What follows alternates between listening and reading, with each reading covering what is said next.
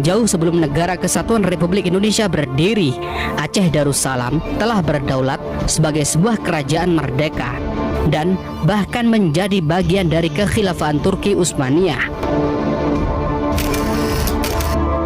Hal ini sungguh-sungguh disadari oleh Soekarno, sehingga Soekarno mengajak dan membujuk Muslim Aceh untuk mau bergabung dengan rakyat Indonesia guna melawan penjajahan Belanda. Serta ditambah kesempatan bagi penduduk di sana untuk ikut campur mengambil bagian. Dit zijn de eerste opnamen betreffende de militaire actie in Indonesië, genomen op het vliegveld van Semarang. Pada saat Indonesia mengalami agresi militer Belanda, Indonesia kewalahan. Sehingga Presiden Soekarno melirik Aceh agar ikut menghadapi agresi militer Belanda.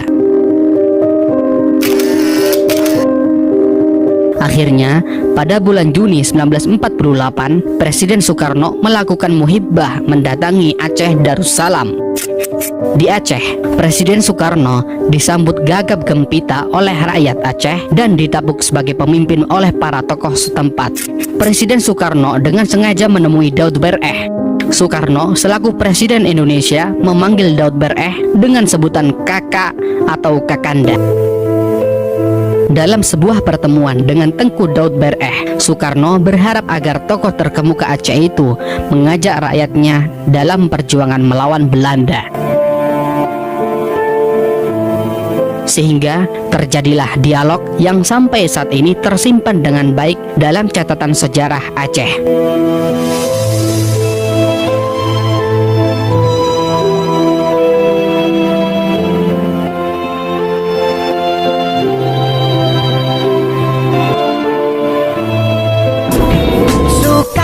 Hatta ke Aceh datang, mohon bantuan untuk bangun negara. Dalam buku kisah kembalinya Tengku Muhammad Daud Bereh ke pengakuan Republik Indonesia karya Muhammad Nur El Ibrahimi menceritakan pertemuan antara Daud Bereh dan Presiden Soekarno.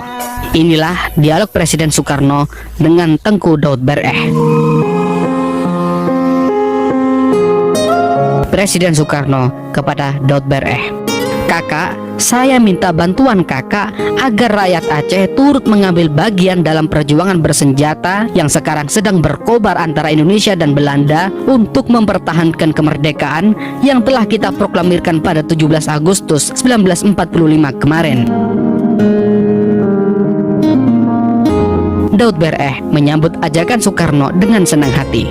Kemudian Daud Bereh menjawab, "Saudara Presiden, saya menyatakan sanggup memenuhi permintaan tersebut asalkan perang yang dikobarkan adalah perang sabilillah, perang untuk menegakkan agama Allah. Sehingga kalau ada di antara kami yang terbunuh dalam perang itu, maka kami berarti mati syahid." Kemudian Soekarno mengiyakan permintaan Daud Bereh. Soekarno menegaskan, "Kakak, memang yang saya maksudkan adalah perang seperti itu, perang yang telah dikobarkan oleh pahlawan-pahlawan Aceh yang terkenal seperti Tengku Cik Ditiro, Cut Nyadin, dan Tengku Umar, yaitu perang yang tidak kenal mundur dan perang yang bersemboyan merdeka atau mati." Daud Bereh menjawab, "Kalau begitu, kedua pendapat kita telah bertemu Saudara Presiden. Dengan demikian, bolehlah saya mohon kepada Saudara Presiden bahwa apabila perang telah selesai, rakyat Aceh diberikan kebebasan menjalankan syariat Islam." Akhirnya permintaan ini juga dikabulkan oleh Soekarno. Soekarno menegaskan, "Kakak, hal itu kakak tidak usah khawatir sebab 90% rakyat Indonesia beragama Islam." Kemudian Daud Bereh menegaskan kembali, "Tapi maafkan saya Saudara Presiden kalau saya terpaksa mengatakan bahwa hal itu tidak menjadi jaminan bagi kami. Kami menginginkan suatu kata ketentuan dari Saudara Presiden." Kemudian Soekarno menjawab, "Kalau demikian saya setujui permintaan kakak itu." Dan kemudian Daud Bereh menyatakan, "Alhamdulillah, atas nama rakyat Aceh, saya mengucapkan terima kasih banyak atas kebaikan Saudara Presiden. Kami mohon, sudilah kiranya Saudara Presiden menulis sedikit di atas kertas ini," kata Daud Bereh seraya menyodorkan selembar kertas kepada Soekarno. Alih-alih menyambut kertas itu, Soekarno malah terisak-isak dan lantas berkata pelan, "Kakak, kalau begitu tidak ada gunanya aku menjadi presiden kalau tidak dipercaya." Kemudian Daud Bereh menjawab, "Bukan kami tidak percaya saudara presiden, akan tetapi hanya sekedar menjadi tanda yang akan kami perlihatkan kepada rakyat Aceh yang akan kami ajak berperang." Seraya menyeka air matanya, Soekarno berkata, "Wallahi, billahi, kepada rakyat Aceh nanti akan saya berikan hak untuk menyusun rumah tangganya sendiri sesuai dengan syariat Islam. Dan wallahi, saya akan mempergunakan pengaruh saya agar rakyat Aceh benar-benar nanti dapat melaksanakan syariat Islam di daerahnya." Nah, apakah kakak masih ragu-ragu juga?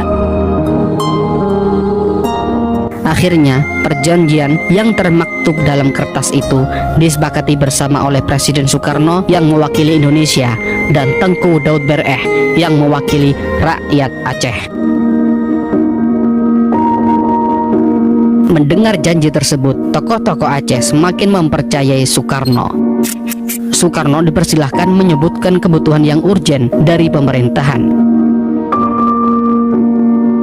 Akhirnya, Presiden Soekarno mengatakan, alangkah baiknya jika Indonesia menjadi kapal udara untuk membuat pertahanan negara dan mempererat hubungan antara pulau dan pulau.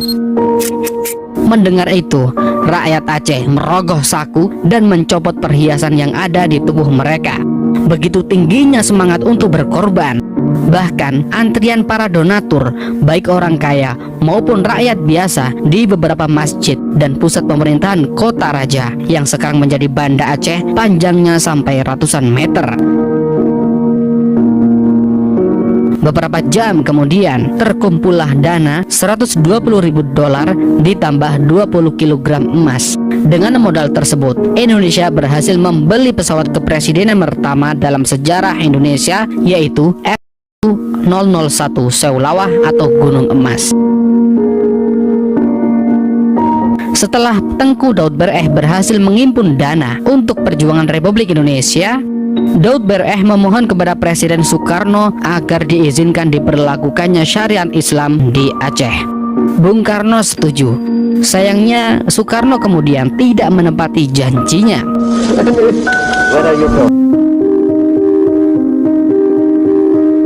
Satu tahun kemudian, pada tahun 1949, Aceh Darussalam bersedia dijadikan satu provinsi sebagai bagian dari Negara Kesatuan Republik Indonesia. Namun, pada tahun 1951, belum kering bibir mengucap, Provinsi Aceh dibubarkan pemerintah pusat dan disatukan dengan Provinsi Sumatera Utara. Jelas sudah, hal ini menimbulkan sakit hati rakyat Aceh.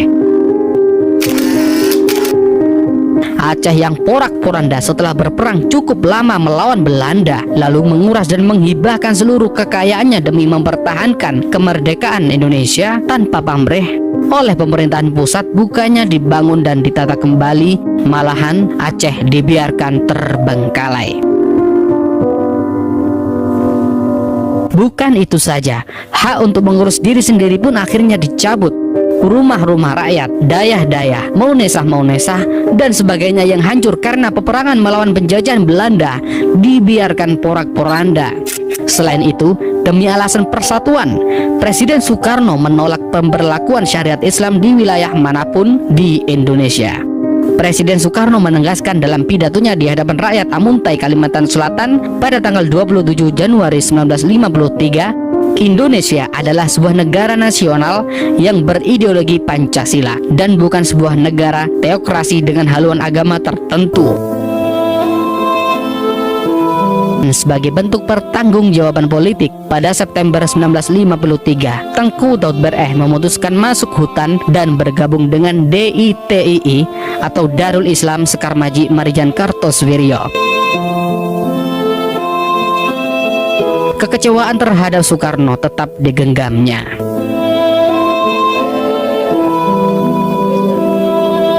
Bung Karno telah menjilat ludahnya sendiri dan mengkhianati janji yang telah diucapkan atas nama Allah. Kenyataan ini oleh rakyat Aceh dulu dianggap sebagai kesalahan yang tidak pernah termaafkan. Itulah sejarah antara Aceh dan Presiden Soekarno.